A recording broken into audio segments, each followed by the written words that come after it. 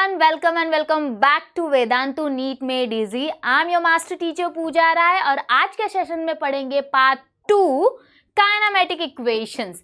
So motion in a straight line का part 2 है kinematic equations. So without any further delay let's begin this session.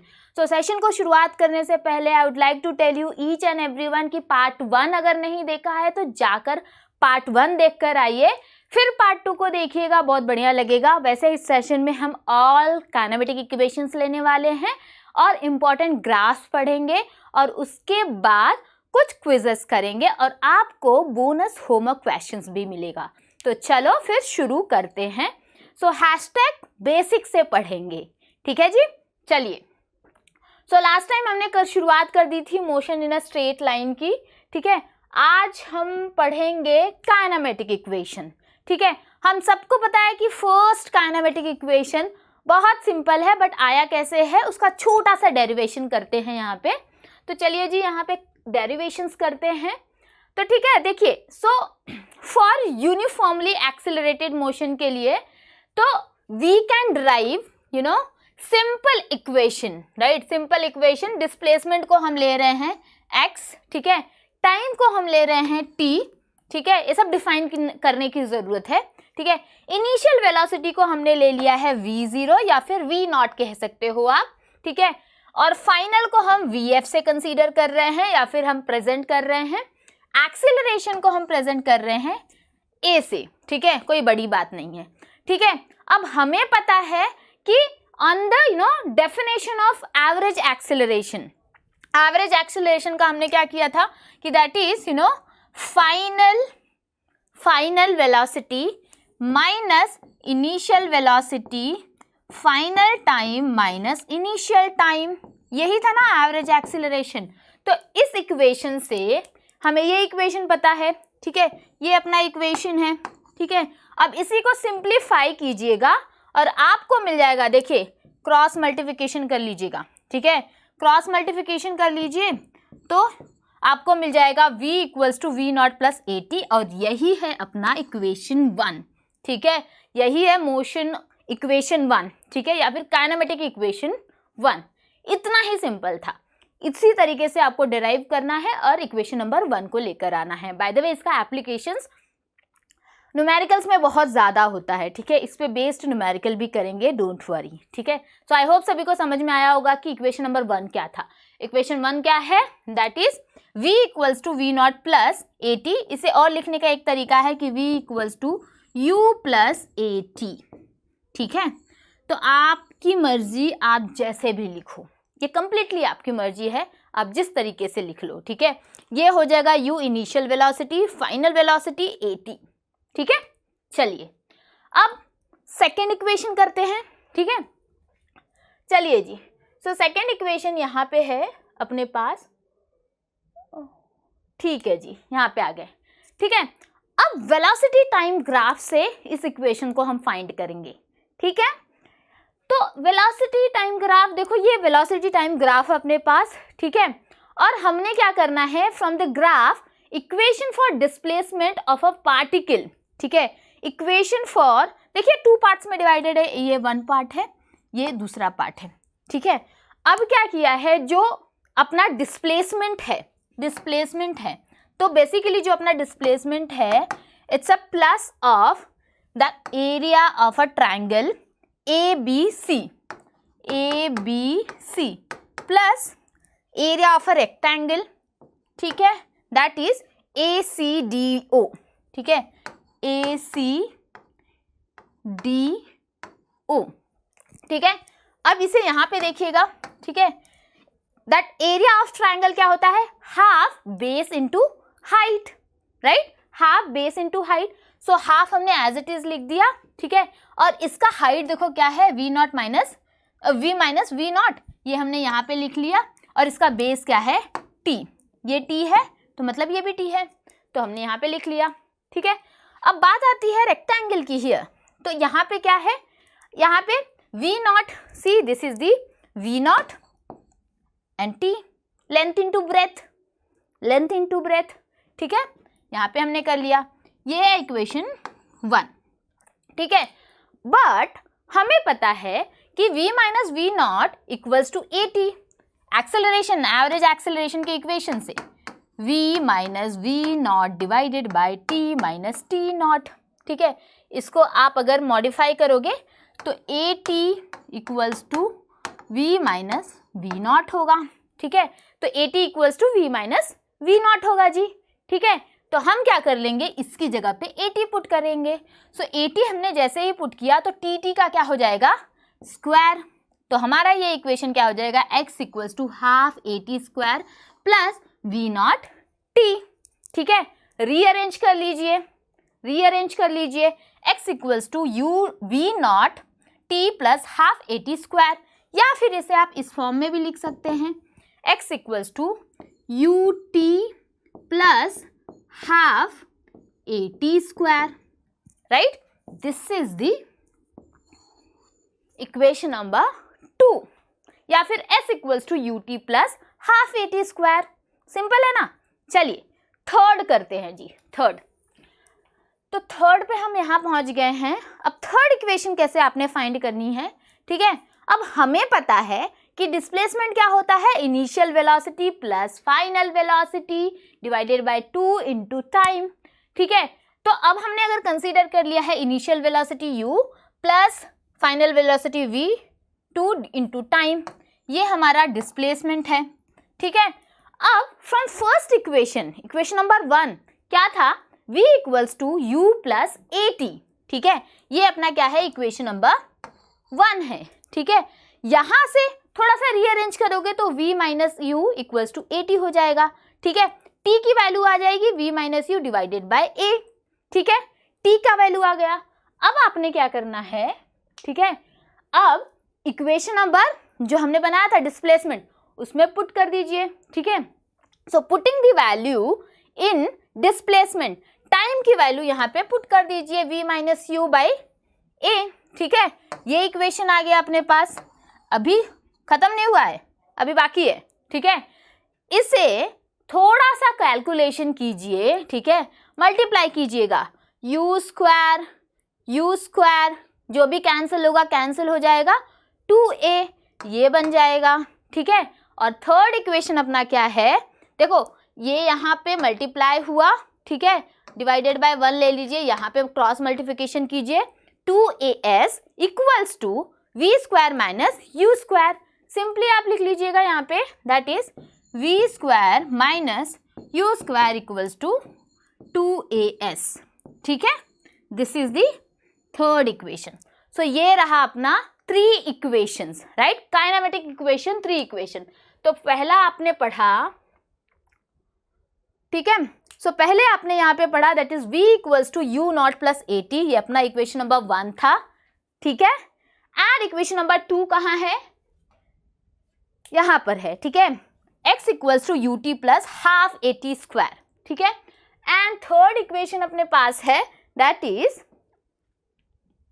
2as या फिर v square plus v square minus u square equals to 2as।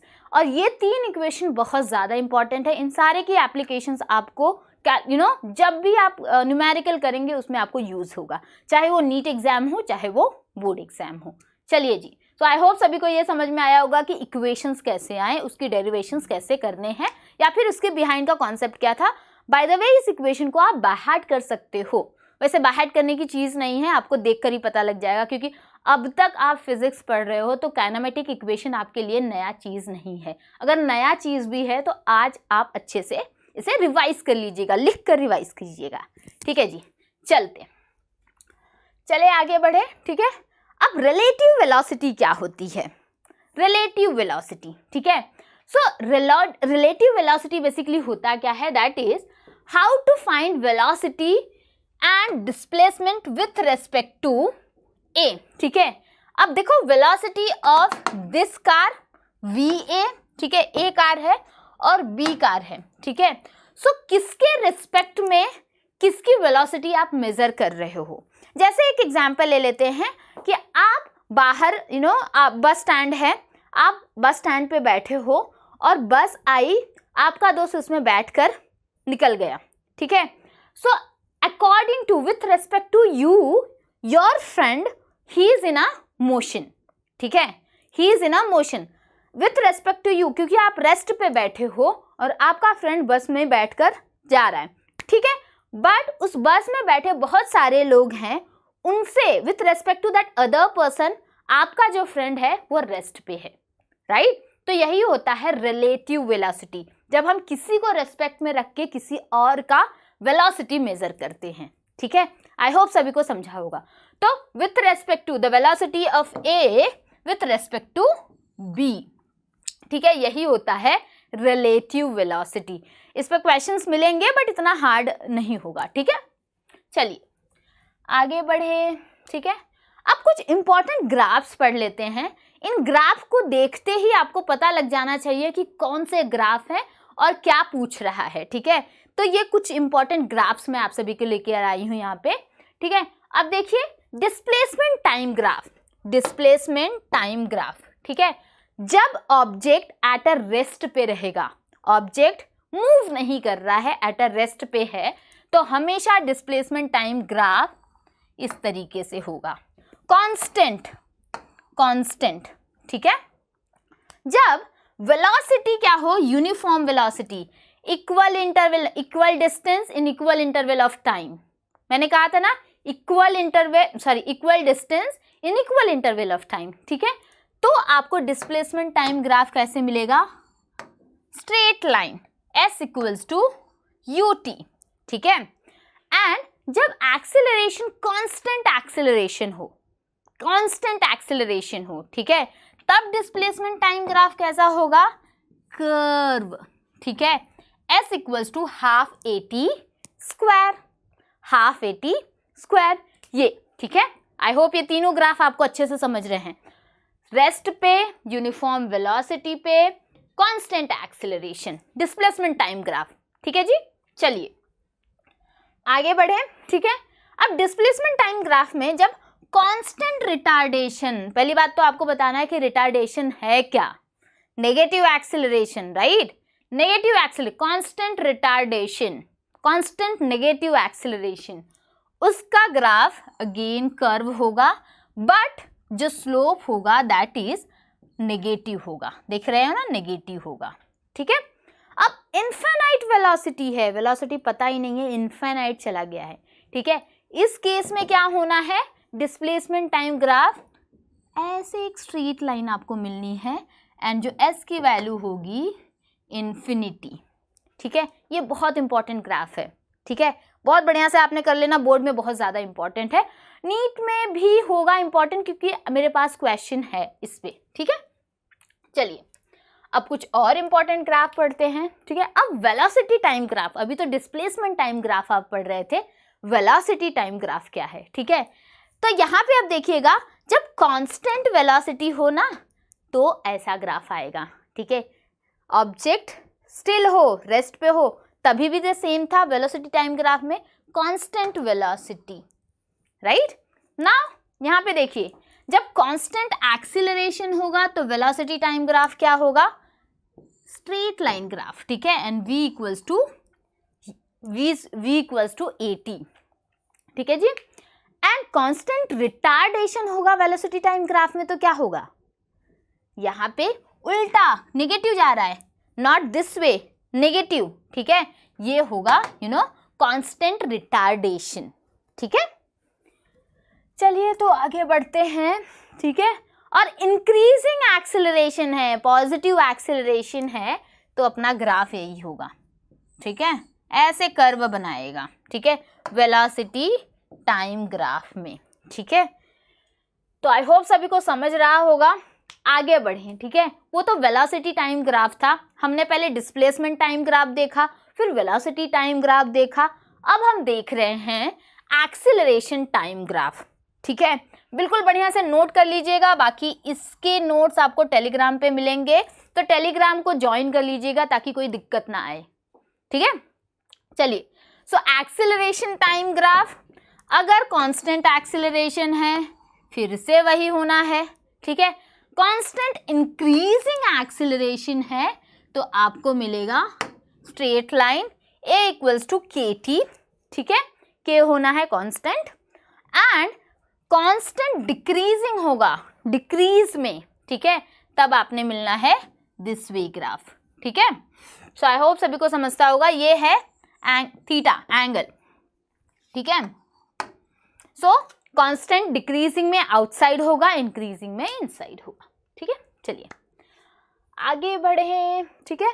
अब है अपना quiz time, ठीक है। I hope सभी को इंपॉर्टेंट ग्राफ्स पता चल गया होगा। कोई डाउट होगा तो आप कमेंट कर सकते हैं, definitely will try to comment and will try to resolve your queries, ठीक है। अभी के लिए क्विज करते हैं, ठीक है। अब क्विज की जब बात आती है ना, तो आपको भी करना होता है, सिर्फ मैं ही नहीं रिस्पॉन्सिबल हूँ इस चीज़ के लिए, आप भी करोगे, साथ साथ में पॉज करना और करना शुरू करना, ठीक है।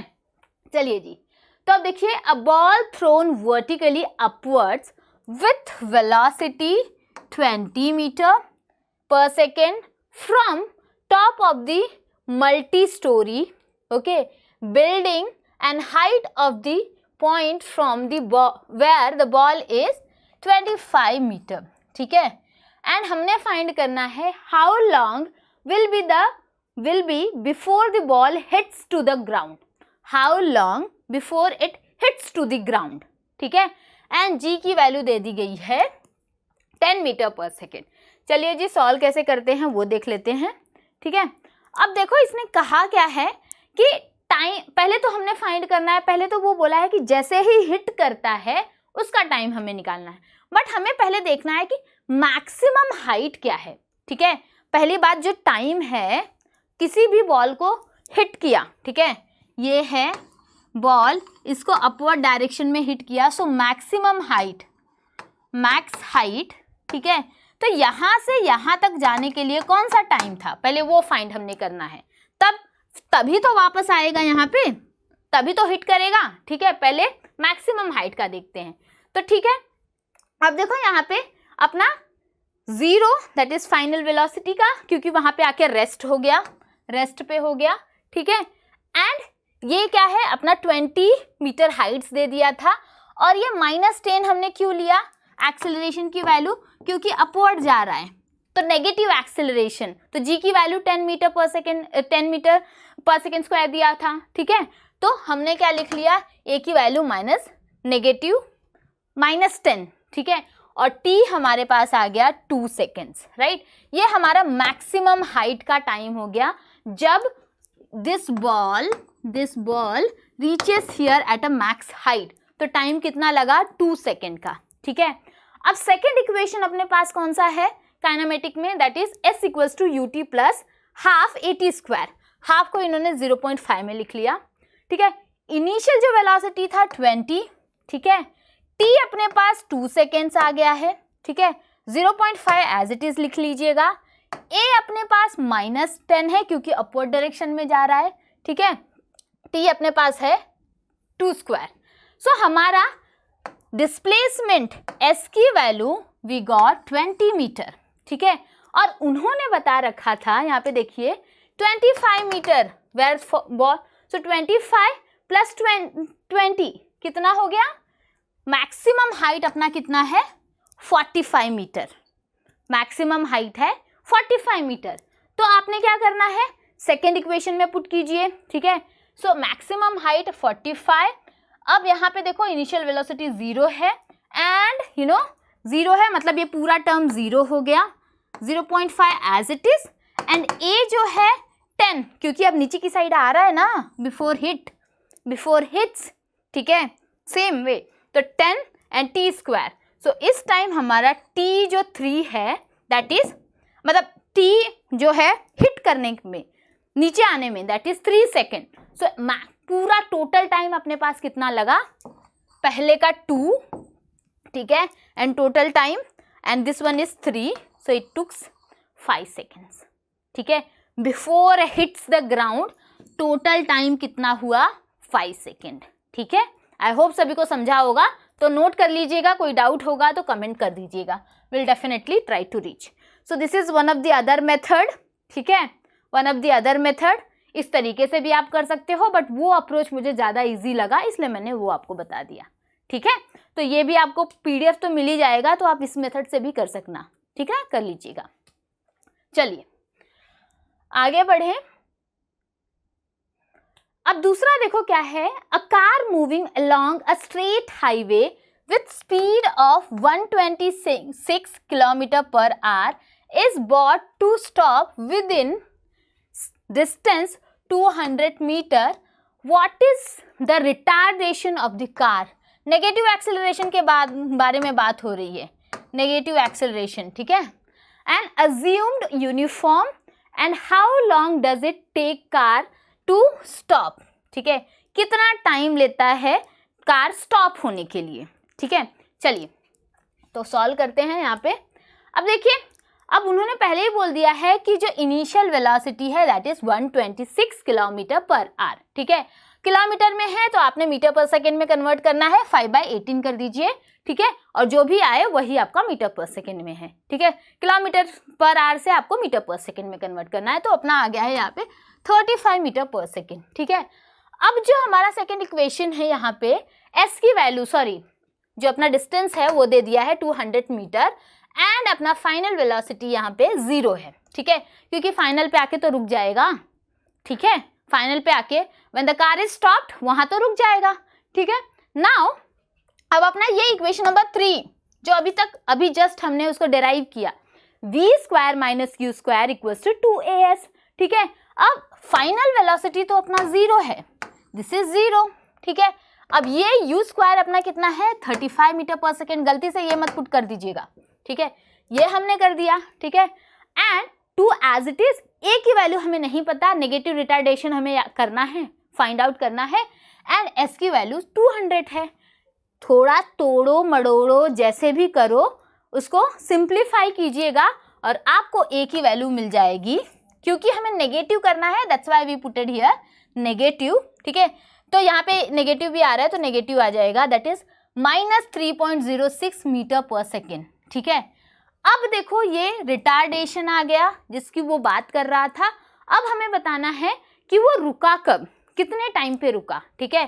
सो अपना इक्वेशन नंबर 1 ये है, ठीक है, काइनेमेटिक इक्वेशन नंबर 1.